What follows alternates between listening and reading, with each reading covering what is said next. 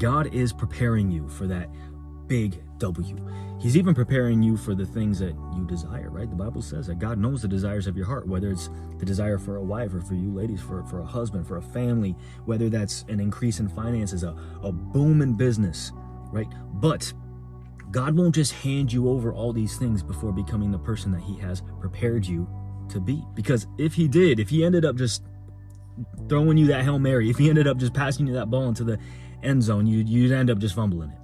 And you know, my father has always said, your downtime is your prep time.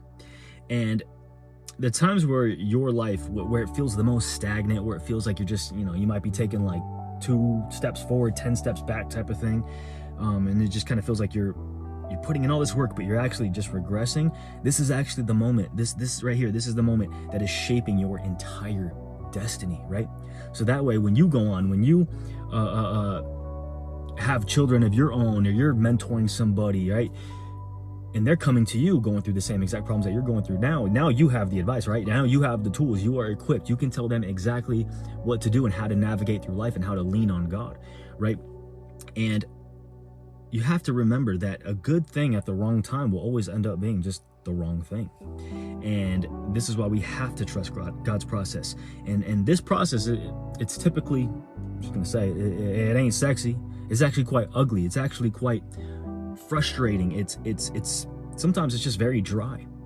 And you have to stay malleable, right? That's what they say, you know, have a heart of gold, right? Because gold, actually real gold that's been untainted and like untouched, right? It's actually moldable, it's malleable, right? You can move it, you can kind of shape it. It's not till you add in like the other materials like iron or copper, right? What we call alloy. It's not till you add in the alloy that it becomes hard, right? And it's the same with life.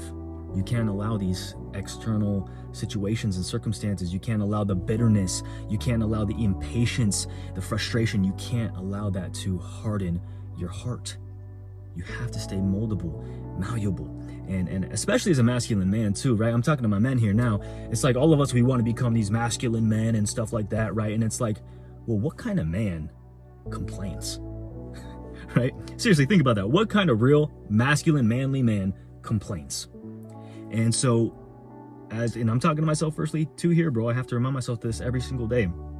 I have to stop complaining about the delays and start preparing for the opportunity and where God is, where he's trying to take me, that next level. And so many of us, you know, all we want is just more and more and more and more. But God's response is like, okay, well, that's great, but are you actually ready to handle what you are asking for?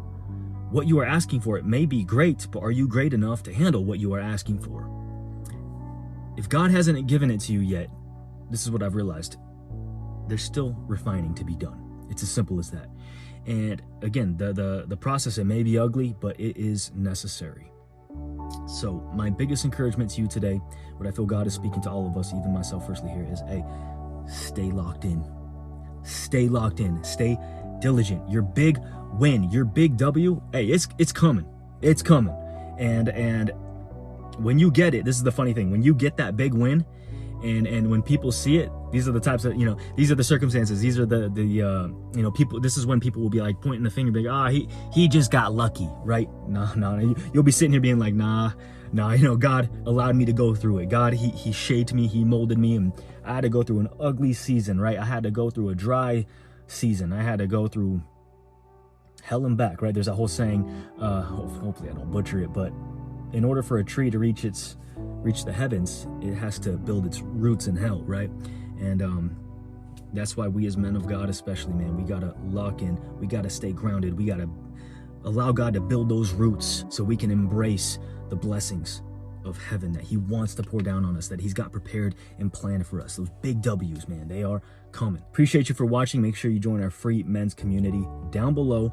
Book your free one-on-one war call. All right, appreciate you for watching, and I'll catch you on the next one. Peace always.